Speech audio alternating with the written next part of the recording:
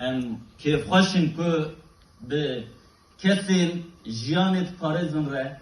awqa kes ku em zanin em bi hev re li vê derê ne û ew ê têkoşîn mezintir ve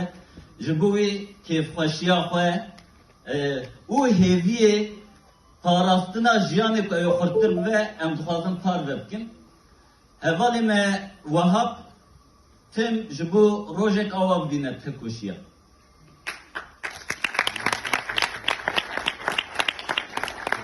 Hêviyeke wî hebû, digo em pirin lê rê û rêbazê ku têkoşîneke hevpar bimeşînin pêwîst e. Heke xeta têkoşîna hevpar were qefaltin, aşîtî jê wê bi van kesa were, wekevî jê wê bi van kesa were, azadiya jinê jê wê bi vê têkoşînê were. İro pê hesiye ku em konferansek bi vê hawê li dar dixin, xwest ku bêje ew ne li vê derê bejî, dilê wî li vê derê ye, mêjiyê wî li vê derê ye, hêviyê wî li vê derê ne, têkoşîna ku ew ê ji vê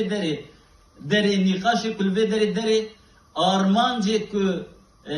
dane pêşiya xwe ew ê bibe serî û pişt zindana di zindan